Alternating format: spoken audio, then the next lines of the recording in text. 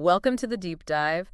Ever notice how AI is just, well, it feels like it's everywhere Oh, now? absolutely. It's woven itself in pretty quietly, hasn't it? Right, from, the recommendations popping up on your phone to these huge systems running logistics, it's definitely one of those innovations we'd find it hard to give up now. Hmm.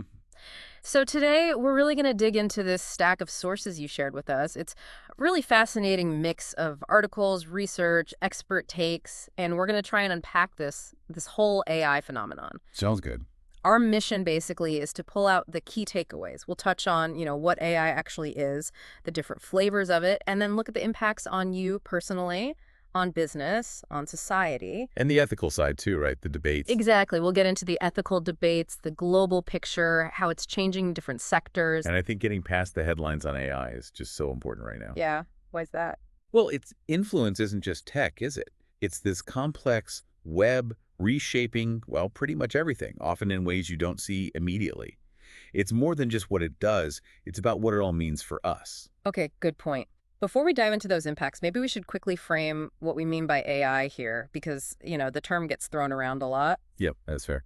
For the most part, the sources we looked at, they're really focusing on what's called narrow AI. That's right. Narrow AI, you can think of it as systems that are like super good at specific tasks. Okay. So your translation app or the Face ID on your phone, maybe the algorithm that suggests your next song, all narrow AI. Powerful, but within set limits. Gotcha. So not the super intelligent, conscious AI from the movies. Not yet, anyway. This distinction is key, though, for understanding the real-world impact we're seeing now. Okay, perfect. So with that clear, let's unpack how AI is already kind of subtly part of your personal world right now. Things like, I don't know, your morning commute maybe, Yeah, or your music choices. definitely. You're probably using it without a second thought. Yeah, the sources really highlighted how AI helps streamline our daily stuff. Like, take your morning routine, maybe Yeah. AI apps, checking the weather, the traffic. Or just calendar reminders keeping you on track. Exactly. Even finding new shows or music on streaming, that's AI doing its thing with recommendations, making things, well, a bit more efficient if you use it right. It's like this invisible helper sometimes. And it's precisely those little integrations, the everyday stuff, that brings up a bigger question our sources get into. Yeah. How is all this interaction actually influencing us? Yeah. Our minds, our habits? Yeah, it's not just about convenience, is it? No, it's way more pervasive than that. Okay, so here's where it gets, I think, really interesting. Yeah. How might this constant presence be shaping, like, our actual thinking? Mhm. The sources seem to show two sides to this coin, right? Regarding thinking and decisions. They do. There's a duality there. So on one hand, AI can definitely help us think better. It can Mhm. surface diverse perspectives. Say you're researching something. AI can pull together loads of different ideas super fast, right? Giving you a much broader picture than you might find on your own. That's true. And interestingly, something else came up in the sources. The idea that writing good prompts for AI, that act itself might actually be sharpening our critical thinking in a new way. How so? Because you have to be really precise, break down the problem, formulate clear goals. It's not passive. It's actually quite a cognitive workout to get the AI to give you what you really need. Huh. I hadn't thought of it quite like that. But then there's the flip side, the worry. Right. The caution. If we get too reliant on it for quick answers, the sources warn that our own critical thinking muscles might, weaken over time. Cognitive atrophy, essentially, if you always outsource the heavy Your lifting. brain doesn't get the workout. It's Yeah. not just laziness, it's potentially losing some capacity. That's the concern raised. Yeah. Mhm. It highlights the importance of seeing AI as a tool, but still doing our own thinking, making our own judgments. A balance. And this ties into individual development too, doesn't it? AI's potential there seems huge, especially in education. Oh, absolutely. The potential for personal growth is massive. Think about personalized learning language apps that spot your specific mistakes and give you exercises just for you. Right, or online courses that recommend stuff based on what you're actually interested in. Exactly. Can speed things up. Even help with time management, tracking goals, showing you where you need to improve. The sources make it clear. It can be a powerful ally for growth if you use it deliberately. Okay, which brings us, I guess, to trust.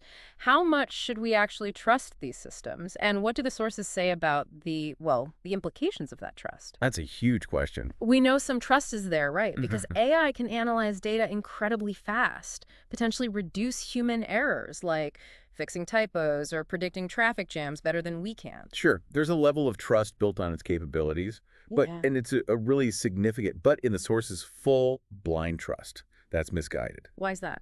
Because these systems are built by humans, trained by humans, on data collected by humans. Okay. So if that data is flawed or incomplete, or, crucially, reflects our own existing biases. Then the AI learns those biases. Precisely. It learns and then perpetuates them. Think about, say, an AI used for loan applications. If the historical data it learned from mainly showed successful loans for one group. It might start unfairly rejecting others. Exactly. Not because it's malicious, but because the patterns it found in the biased data lead it there. That's how bias gets baked in, sometimes unintentionally, leading to unfair outcomes. And AI can't always grasp human nuances either, right? Like emotions or ethics. Not really, no. It doesn't understand in the human sense. It finds patterns. Yeah. So understanding how it works, using it consciously as an assistant, not an oracle that seems vital to avoid problems. Which leads to this broader issue of awareness in society. People are fascinated by the cool new AI stuff, the innovations. Yeah, lots of technical curiosity. But the sources suggest that general understanding of how these things actually work, the data they use, the risks, it's maybe not keeping pace. That seems to be the consensus. People know what AI can do, but maybe not enough about how it does it, or the potential downsides. Like the risk of AI decision-making leading to discrimination or impacting privacy, maybe that gets overlooked sometimes. Often, yes. And that lack of broader awareness could lead to misuse or just unfair applications without people even realizing it's happening. So what's the answer then? Well, what comes through strongly across the sources is the need for education. Integrating this, understanding the how, the why, the risks, the ethics into schools, universities, even public policy debates. So people are more informed. Exactly. Empowering people to understand the tools that are becoming such a big part of their lives. It's crucial for responsible development and use. Okay, so we've seen AI creeping into our personal lives, influencing our thinking, raising trust issues. What about the bigger picture? What are the sources telling us about how AI is reshaping, jobs, society as a whole? Yeah, scaling up that impact. Right.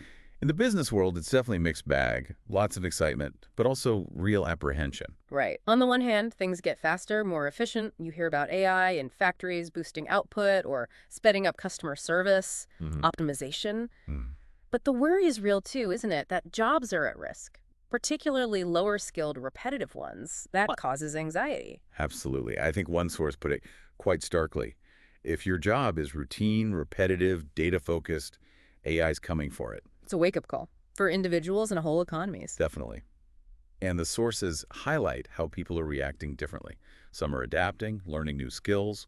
Others are resisting the change. Which puts pressure on governments, schools. A massive onus, Yeah. to prepare people for this shift. Otherwise, you risk a greater inequality, maybe even social unrest. It's a huge challenge. And the impact on specific jobs, it seems unavoidable that AI will automate many routine tasks, right?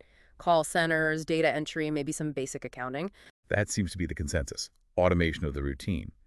But crucially, it's not just about jobs disappearing. It's also about a reshuffle. Ah, so new jobs are emerging too. Exactly. The sources are very clear on this. We're seeing demand for AI trainers, prompt engineers, data analysts, people focused on AI ethics, robotics technicians. The list goes on. So it's about transition. It is. And whether society is ready through education, through retraining, will determine if people can move into these new areas or if they face unemployment and inequality grows. It's a massive social and economic re-engineering happening. What about education itself? How's AI changing things there? Seems like another area with pros and cons. Very much so. Transformative, but also, as you say, controversial. The positives seem clear. Truly personalized learning, right? AI tailoring things to each student's level and interest. And potentially freeing up teachers' time from admin, letting them focus more on mentoring. Yeah. Easier tracking of student progress, too. But the risk? The sources mention over-digitalization. Yes, the concern that we might lose the human element. Education isn't just data transfer. It's social, emotional, cultural. If AI systems aren't designed carefully. They could miss crucial parts of development or make inequality worse if access isn't fair. Those are the risks highlighted. There's a real need, the sources argue, for strong ethical principles in how AI is developed and used in education, ensuring fairness. And that connects directly to AI's impact on social inequality overall. Again, it seems like a double-edged sword. It really does. On one side, AI offers ways to help disadvantaged groups, like bringing quality education to remote areas or making health services more accessible. Real potential there. But the flip side. The threat of deepening inequality is very real. If access to AI tools is limited, or if, as we discussed, algorithms learn and replicate existing You biases, could make things worse. it could entrench existing discrimination. The consistent message across the sources is that AI must be designed and deployed in ways that are transparent, fair, and inclusive. Otherwise, technology becomes just another privilege widening the gap. Okay, let's broaden out even more then. Let's look at the global scale. How is AI impacting economies, international relations, human rights? Yeah, zooming out to the really big picture. Yeah. Economically, the contributions are huge. Automation, efficiency gains, entirely new industries springing up. Lower costs, faster processes in finance, health, logistics. Definitely. But the threats are global too. That transformation of the labor market we talked about, that risks higher unemployment for lower-skilled workers worldwide, potentially deepening income inequality between countries, not just within them. And countries leading in AI might gain an advantage. A significant economic advantage, yeah, which could amplify global imbalances. So AI's economic impact isn't just about tech, it's deeply tied to social justice and global development policies. It's also really interesting how different countries seem to be using AI differently based on their priorities. Absolutely. The sources give some great examples. Developed nations often push AI in health, transport, defense, Like the US using it for military strategy or big data. right? Or China's heavy investment in facial recognition for public security. Then you see European nations often focusing more on, say, ethical frameworks and data privacy, Whereas developing nations might focus elsewhere. often using AI more for development goals like making farming more efficient or improving access to basic health services. These differences tell you a lot about countries' politics, economics, culture, and show how AI is already shifting global power dynamics. And all these different uses must spark global debates, right? Especially around ethics. Oh, definitely. Big ethical debates are happening globally, particularly around data collection, how decisions get made by AI, and the impact on individual rights. What kind of examples came up? Well, concerns about AI systems making biased decisions against certain groups, women, ethnic minorities, the privacy implications of facial recognition, especially for surveillance. Right. And then there are really complex issues like autonomous weapon systems that can potentially make life or death decisions without direct human control. That raises huge questions about warfare ethics and accountability. So there's a real need for international agreement on this. Policies. A clear call for policies ensuring AI is transparent, fair, and respects human rights internationally, yes. And that relationship between AI and human rights seems complicated, both good and bad potential. Exactly. Positively, AI can increase access to rights. Think remote healthcare reaching more people or personalized education tools democratizing knowledge. That's huge. But the negative. Privacy violations through massive data collection are a major concern. Discriminatory algorithms harming people's rights. And, as mentioned, surveillance tech potentially chilling freedom of expression. The sources really stress prioritizing human rights in AI development and strengthening oversight. We need checks and balances. Okay, one last global area. How might AI change the way labor is distributed around the world? Even migration. Yeah, this is fascinating. By automating those routine, lower-skilled jobs, AI increases the risk of job losses in certain regions. That could fuel unemployment and potentially increase pressure for people to migrate. So jobs moving or disappearing.